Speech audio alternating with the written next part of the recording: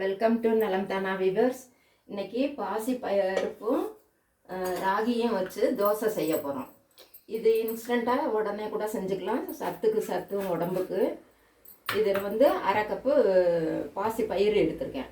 இதை 2 தடவை நல்லா கழுவிட்டு 1 மணி நேரம் நல்லா ஊற வச்சுக்கணும். அதே மாதிரி அரை கப்பு ராகி மாவு. ராகி இருந்ததுன்னா கூட அதை நைட்டு முழுசும் ஊற வச்சு அரைச்சி எடுத்துக்கலாம். நம்ம எப்பொழுதும் திடீர்னு நம்ம செய்யணும் அப்படிங்கிறதுனால ராகி மாவை நாங்கள் வாங்கி வச்சுக்கிறது உண்டு.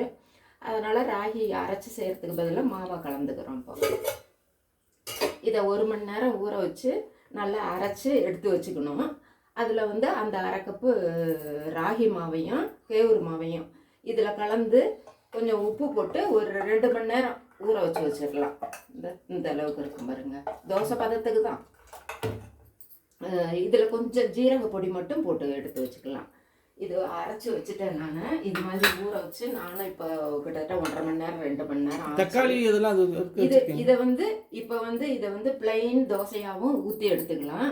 ஊத்தப்ப மாதிரி இதை நல்லா மொத்தமாக ஊற்றிட்டு அதுக்கு மேலே இது ஊத்தப்ப மாதிரி ஊற்றுறதுக்கு தக்காளி, வெங்காயம், புதினா, கொத்தமல்லி, கருவேப்பிலை, கொஞ்சமாக மிளகாய் பொடி, கொஞ்சம் ஒரு பிஞ்சு ஜீரக பொடி, உப்பு இங்கே வச்சுருக்கேன். ஈரத்தில் அது ஈரம் பட்டுறவும் அது உப்பு தெரியல. இதெல்லாம் போட்டு அப்படியே பிசைஞ்சு அதுக்கப்புறம் ஊத்தப்ப மாதிரி ஊற்றுறதையும் ஒன்று காமிக்கலாம்.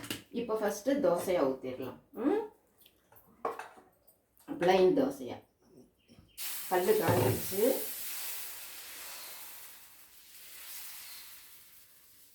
ராகி உடம்புக்கெல்லாம் நல்லதுன்னு சொல்லுவாங்க. அதனால் எந்த விதத்தில் எப்படி சேர்க்கணுமோ அப்படி சேர்த்துக்க வேண்டியது தான். இது மார்னிங் பிரேக்ஃபாஸ்ட்டுக்கு நல்லாவும் இருக்கும். இதுக்கு தேங்காய் சட்னி, கார சட்னி, சாம்பார் எது வேணாலும் தொட்டு நம்ம இட்லி தோசைக்கு தொட்டுக்கிறாப்புல தொட்டு சாப்பிட வேண்டியது தான். இதை மூடி வச்சுட்டோம்னா நல்லா வெந்துடும். இதுக்கு நீங்கள் என்ன சட்னி செஞ்சுருக்கீங்க? இந்த கார சட்னி செஞ்சுருக்கேன். வெங்காயம் தக்காளி வச்சு தான் கார சட்னி. ஒரு பல்லு பூண்டு, சும்மா கொஞ்சமாக கொத்தமல்லி. சத்தமாக பேசுங்க. தொண்டையே கட்டிக்கிச்சா? அவங்களுக்கு காதில் விழுவணும்ல. ஆமாம். அப்படியே சவுண்டு குறைஞ்சிக்கிட்டே போகக்கூடாது.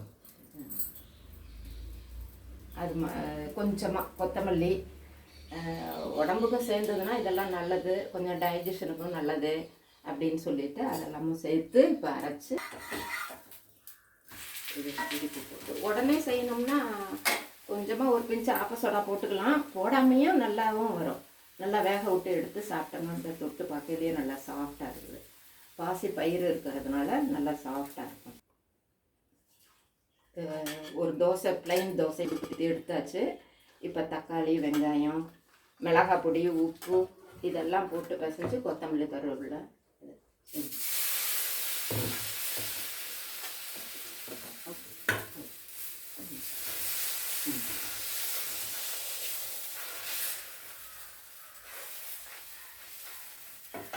இதை போட்டு இது மேலே நல்லா கலர்ஃபுல்லாகவும் இருக்கும். அதே அடிக்கிற மாதிரி தான் போடணுமா?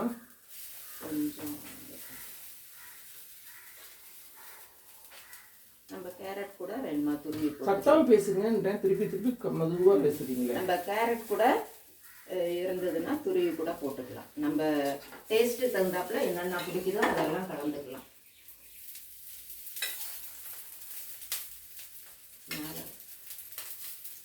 மூடி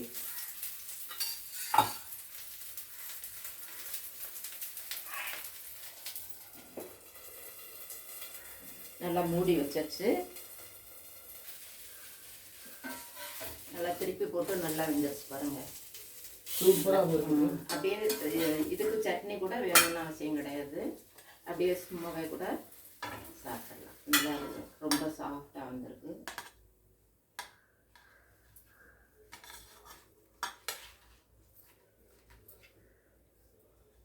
நீங்களும் செஞ்சு பாருங்கள். நலம் தானா சேனலுக்கு சப்ஸ்கிரைப் பண்ணுங்கள். பெல் பட்டனை மறக்காமல் ப்ரெஸ் பண்ணுங்கள். வேற ஒரு வீடியோவில் பார்க்கலாம். தேங்க்யூ. கலர்ஃபுல் ராகி சப்பாத்தி, ராகி தோசை.